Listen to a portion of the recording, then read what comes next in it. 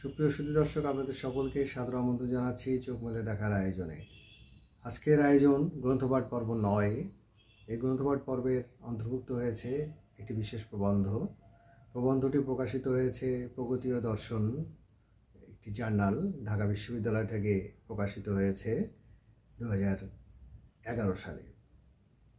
এই প্রবন্ধটি প্রকাশিত হয়েছে প্রগতি ও দর্শন জার্নালের 27তম সংখ্যায়। প্রবন্ধটির শিরোনাম বার্ধক্য যখন দ্বার প্রান্তে, মধ্যবয়সের কর্চা। প্রবন্ধকার জনাব মোহাম্মদ হাবিবুর রহমান। জনাব মোহাম্মদ হাবিবুর রহমানের এই জার্নালটি সম্পাদনা করেছেন আজিজুন নাহার ইসলাম, ঢাকা বিশ্ববিদ্যালয়ের অধ্যাপক। সুপ্রিয় সুধী দর্শক, প্রবন্ধকার শুরুতেই একটি বিষয় উল্লেখ করেছেন। স্পেনীয় দেশে একটি প্রবাদ প্রচলিত আছে, যার অর্থ মধ্যবয়স হচ্ছে জীবনের সবচেয়ে স্বর্ণালী গুরুত্বপূর্ণ সময়, মাধুর্যমণ্ডিত সময়। এই সময়ে জীবনকে বিভিন্ন দৃষ্টিভঙ্গিতে উপভোগ করা যায়। প্রবন্ধকার আরও উল্লেখ করেছেন, এই সময়কালে অর্থাৎ ঠিক বার্ধক্যের পূর্বে, এখানে বয়সটা নির্ধারণ করেছেন 50 থেকে 59। এটি হচ্ছে বার্ধক্যের পূর্বের সময় এবং প্রথম স্তর। মধ্যবয়সের এখানে যে চিত্রটি উপস্থাপন তিনি করেছেন সেটি আপনাদের সামনে উপস্থাপন করছি। তিনি বলেছেন 40 থেকে 50 পর্যন্ত একটি স্তর, 50 থেকে 59 আর একটি স্তর। এই দুটি স্তর মধ্যবয়সের অন্তর্ভুক্ত। এই সময়ে অর্থাৎ মধ্যবয়সে বিভিন্ন ধরনের চাপ সৃষ্টি হয়। এই সময়টিকে তিনি বলছেন চ্যালেঞ্জিং টাইম। এবং এই সময়ে যারা এই সময়ের আওতাভুক্ত হয়েছেন বা হবেন, তারা কিন্তু তাদের দক্ষতা, যোগ্যতা, তাদের পারদর্শিতা উপস্থাপনেরও সুযোগ পেয়ে থাকেন। এই বয়সটি ধীর স্থির বয়স, পিছনে অনেক কিছু ফেলে আসা, চাকুরি, জীবনের পারিবারিক জীবন গঠন, এগুলি সব কিছুই কিন্তু ইতিমধ্যে সম্পন্ন হয়ে থাকে। তবে তাদের এই জীবনটিকে নানান ধরনের সংকটের মধ্য দিয়ে সামনের দিকে এগিয়ে নিতে হয়। যারা মধ্যবয়সের অন্তর্ভুক্ত, তারা কিন্তু তাদের পারিবারিক জীবন, সেই পারিবারিক জীবনের বহুদিক তারা নিয়ন্ত্রণ করেন। এর মধ্যে ভিন্নতা রয়েছে। কারো কারো হয়তো মানসিক শক্তি একটু দুর্বল, শারীরিকভাবে সক্ষম না। আবার কেউ কেউ আছেন তারা মানসিকভাবে শক্ত, দুর্বল। কেউ হয়তো সিঁড়ি অতিক্রম করতে ক্লান্ত হয়ে যান, কেউ হয়তো পাহাড়ের বিশেষ একটি উচ্চতা পর্যন্ত উঠতে সক্ষম হন। প্রবন্ধকার এখানে ইতিবাচক একটি ধারণা পোষণ করেন এই বার্ধক্যের পূর্বের মধ্যবয়স সম্পর্কে, এবং তিনি এই মধ্যবয়সটাকে মনে করেন যে জীবন চলার পথে এবং কর্মজীবনের বিভিন্ন স্তরে এই মধ্যবয়সীরা কিন্তু কমান্ড জেনারেশন, এবং তাদেরকে ডিসিশন মেকারও বলা হয়।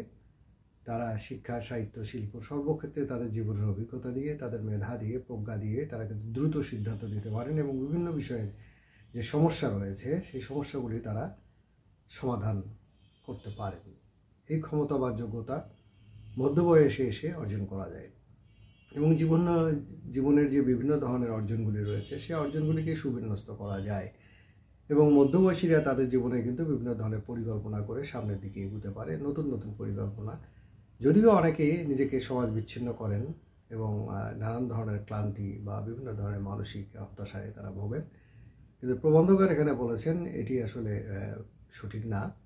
কারণ শারীরিক কিছু সমস্যা এবং মানসিক কিছু সমস্যা দেখা দিলেও একজন মধ্যবয়সী তার কিন্তু অফুরন্ত সম্ভাবনার মধ্যে তারা কিন্তু জীবনযাপন করে। শারীরিক কিছু সমস্যা দেখা দেয়, যেমন স্মৃতিশক্তি কমে যাওয়া। তবে স্মৃতিশক্তি কমে গেলেও বর্তমান সময়ে নানান ধরনের যে প্রযুক্তিগত উন্নয়ন, তার সহায়তা নিয়ে একজন মধ্যবয়সী তার শিক্ষণের যে সুযোগটা, স্মৃতিশক্তিকে সংহত করার মাধ্যমে শিক্ষণীয় বিভিন্ন বিষয় সম্পর্কে তারা কিন্তু সফল হতে পারে। সব দিক থেকেই এখানে কিন্তু একটি সম্ভাবনার দ্বার আমরা প্রবন্ধকারকে দেখি যে তিনি উন্মোচন করবার চেষ্টা করেছেন। মধ্যবয়সীদের জন্য বিভিন্ন ধরনের অনুপ্রেরণামূলক দৃষ্টিভঙ্গি তিনি পোষণ করেন। এখানে আরও কয়েকটি বিষয়ে, শারীরিক বিষয়ে তিনি উল্লেখ করেছেন প্রবন্ধকার। তিনি বলেছেন যে একটি মধ্যবয়সী ব্যক্তির তার যে দেখবার ক্ষমতাটা, চোখের ক্ষমতাটা, সেটা অনেকটাই কমে যায়। তবে এরকম ক্ষমতা, অর্থাৎ খুব কাছের বিষয়কে, ছোট ছোট বিষয়গুলিকে কিন্তু যারা মধ্য বয়সে উপনীত হননি, অর্থাৎ যারা এখনও কৈশোরে রয়েছে বা তারুণ্যে রয়েছে, তারা কিন্তু এই সমস্যাগুলির মধ্যে অন্তর্ভুক্ত। 20 বছর বয়স থেকে মানুষের চোখের দৃষ্টিসীমার যে বিষয়টা, সেটা কিন্তু নানানভাবেই আমরা অনেকের মধ্যে আক্রান্ত হতে দেখি। এছাড়াও আমরা দেখি যে শ্রবণ শক্তি কমে যায়। শ্রবণ শক্তি কমে গেলে তার মধ্যে একটা সন্দেহবাদিকতা তৈরি হয়, অর্থাৎ সে ব্যক্তিটি মনে করেন যে আসলে তার সম্পর্কে কী আলোচনা করা হচ্ছে, সে বিষয়গুলি জানবার জন্য, বুঝবার জন্য, বা কেউ কথা বললে, একটু আস্তে কথা বললে মনে হতো তাকে নিয়ে কথা বলছে। ফলে এই সমস্যাগুলি কিন্তু দেখা দেয় একটি সময়ে। মধ্যবয়সীদের ক্ষেত্রে এই ধরনের নানান ধরনের এই সমস্যাগুলি সমাধানের জন্য ডিভাইস রয়েছে, প্রযুক্তিগত মেডিকেল সায়েন্সের এই ডিভাইসগুলি ব্যবহার করা যেতে পারে। এভাবে কিন্তু আমরা প্রবন্ধকারে বিভিন্ন ধরনের সমস্যার কথা বলেছেন, পাশাপাশি সমাধানের কথাও তিনি কিন্তু উল্লেখ করেছেন। তিনি বলেছেন সবচেয়ে বড় যে সংকটটি, সেটি হচ্ছে যে একটা ব্যক্তি যখন তারুণ্য অতিক্রম করে, কিন্তু আসলে তার সামনে যে বার্ধক্য চলে আসে, সেটি কিন্তু তার চারপাশে বা পারিপার্শ্বিকতা দিতে অনুভব করতে পারেন। এবং এই বিষয়টি তার মধ্যে সাময়িকভাবে বিষণ্ণতা তৈরি করলেও একসময় এটার সাথে খাপ খেয়ে নেবার জন্য তিনি কিন্তু চেষ্টা করেন। ফলে একসময় এই মধ্যবয়সীরা তাদের যে হতাশা কাটিয়ে তারা কিন্তু আবার একটি সুন্দর কর্মময় একটি পরিবেশের মধ্যে তারা কিন্তু নিজেকে যুক্ত করবার চেষ্টা করেন। এখানে আরও কতগুলি বিষয় উল্লেখ করার আছে, বিস্তারিত আজকে সময় স্বল্পতার কারণে বিস্তারিত এখানে আমরা উপস্থাপন করতে পারছি না। তবে যে বার্ধক্যের কতগুলি লক্ষণ রয়েছে, যেমন চুল পেকে যাওয়া, লক্ষণ রয়েছে সেখানে ত্বক কুঁচকে যাওয়া, এগুলি কিন্তু সবার জন্য প্রযোজ্য না। অনেক মধ্যবয়সী না, অনেক প্রবীণ ব্যক্তি যারা রয়েছে, মধ্যবয়স অতিক্রম করে তারা বিভিন্ন ধরনের কর্মে যুক্ত রয়েছে এবং তাদের যে যে ত্বক সংক্রান্ত যে সমস্যাগুলি, এই সমস্যাগুলি তাদের হয় না। তবে একটি বয়সে, বিশেষ করে মধ্য বয়সে, চর্বিযুক্ত খাবার এবং চর্বি থেকে সতর্ক থাকা উচিত, কারণ চর্বি শরীরে জমা হলে পরে তার কিন্তু শক্তি কমে যায়। এবং একটি বয়সে, বিশেষ করে 40 থেকে 50 বছর বয়সে যখন চর্বি শরীরে সঞ্চিত হয়, তখন কিন্তু তার ওজন বেড়ে যায় এবং ওজনটা বিশেষ করে কোমর এবং তার যে উপরের অংশ, শরীরের অংশে, এখানে কিন্তু আমরা দেখি ওজন বেড়ে যায়। ফলে চর্বি এবং ওজনের মধ্যে একটি ঘনিষ্ঠ সম্পর্ক রয়েছে। সেই দিকটি আসলে খাদ্য তালিকা প্রস্তুত করে এটি নিয়ন্ত্রণ করা সম্ভব। প্রবন্ধকার এখানে একটি বিশেষ দিকের প্রতি দৃষ্টি আকর্ষণ করেছেন, সেটা হচ্ছে যে সেটা বয়সটাকে প্রবন্ধকার বলছেন মধ্যবয়সী বয়সটা হচ্ছে স্যান্ডউইচ বয়স, অর্থাৎ দু ধরনের চাপ থাকে। অর্থাৎ তার নিজের পরিবারের জন্য, যৌথ পরিবার ভেঙে যাওয়ার পরে এখন যে অবকাঠামোটা আমাদের পারিবারিক, সেখানে আমরা দেখি যে এরকম অভিভাবক, পুরুষটি বা অভিভাবক যিনি থাকেন, যিনি মহিলা, তারা কিন্তু সন্তানকে লালন পালন করা নিয়ে ব্যস্ত থাকেন। অন্যদিকে যাদের বৃদ্ধ পিতামাতা রয়েছে তাদের প্রতি কিন্তু নজর রাখতে হয়। যদি কোনো পরিবারে সদস্য সংখ্যা একজন বা দুজন হয়, সেই পরিবারে কিন্তু পিতামাতাকে তাদের শ্রদ্ধা করা, তাদের সম্মান করা, সেবা করার যে সময়টা দেয়া এবং তাদের প্রতি নজর রাখা, এই কাজগুলি কিন্তু বিভিন্ন ক্ষেত্রেই বিঘ্নিত হয়। এবং এটিকে বলা হচ্ছে স্যান্ডউইচ এজ বা স্যান্ডউইচ স্ট্রেস, অর্থাৎ দ্বিমুখী চাপ থাকে। একজন অভিভাবক মাঝখানে পড়ে যান, একদিকে তার পিতামাতা, তাদের পরিবারের অন্য সদস্যরা, অসহায় সদস্য বা যারা অন্যভাবে আসলে অক্ষম, আর্থিক জীবনে অক্ষম, তাদের জন্য এই বিষয়গুলি কে প্রবন্ধকার বলেছেন যে একটি স্যান্ডউইচ স্ট্রেস, তো স্যান্ডউইচ এজ। সুতরাং এখান থেকে মুক্তি পাওয়ার জন্য রোগ তত্ত্ববিদ রয়েছে যাদের সহায়তা নেওয়া যেতে পারে। অনেকে কনসালটেন্সি করেন, তারা কিন্তু পরিকল্পনা করে দেন কীভাবে এই বিষয়গুলি তারা এটাকে মিনিমাইজ করতে পারেন। সেদিকেও কিন্তু এই বয়সে, অর্থাৎ মধ্য বয়সে কিন্তু সকলকে সতর্ক থাকতে হয়। এখানে একটি সুযোগের কথাও প্রবন্ধকার উল্লেখ করেছেন যে পিতামাতাকে এই বয়সে সেবা দেয়া, অর্থাৎ এখানে পিতামাতার সেবা গ্রহণকারী এবং এখানে সেবা দাতা হচ্ছে সন্তান বা অভিভাবক। তারা যদি পিতামাতাকে সেবা যত্ন করে তাহলে তাদের কিন্তু সাথে যে তাদের দূরত্বটা সেটা কমে যায় এবং তাদের অজান্তে সন্তান হিসাবে যদি কোনো ভুল ত্রুটি থাকে তারা কিন্তু সেখানে ক্ষমা পাওয়ার একটা সুযোগ পেয়ে যান।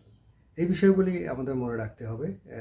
সর্বশেষে একটি পরিসংখ্যান থেকে বলছি যে আমেরিকান যে সমাজটা রয়েছে সেখানে কিন্তু বলা হয় যারা ইয়াং এজের তাদের সাথে ওল্ড এজের বা সিনিয়র পিপলের কিন্তু এক ধরনের বৈষম্য রয়েছে। সেই বৈষম্য হচ্ছে সুযোগ সুবিধার এবং জীবনযাপনের। এই কথাটির সাথে প্রবন্ধকার দ্বিমত পোষণ করেছেন। তিনি বলেছেন যে না, আমেরিকান সমাজে পিতামাতাকে সকল সন্তানই অত্যন্ত যত্ন করে এবং তাদের প্রতি সবসময় নজর রাখে। তিনি রেফারেন্স দিয়ে একটি তথ্য সেখানে উল্লেখ করেছেন।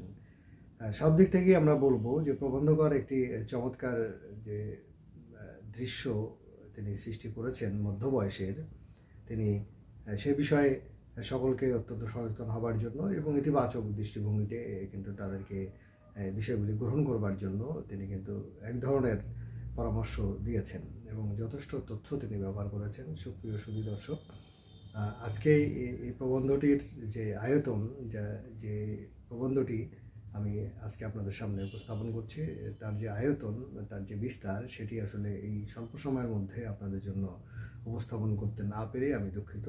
পরবর্তীতে কোনো পর্বে, কোনো আলোচনায় বা গ্রন্থপাঠের কোনো একটি স্থানে হয়তো এই বিষয়টিকে সরাসরি না আনলেও রেফারেন্স হিসাবে আলোচনার জন্য আনার প্রত্যাশা ব্যক্ত করছি। আপনাদের সকলের জন্য অনেক অনেক শুভেচ্ছা। শুভরাত্রি, ভালো থাকবেন। আপনাদের সকলের জন্য সুন্দর ও সুস্থ জীবন কামনা করছি।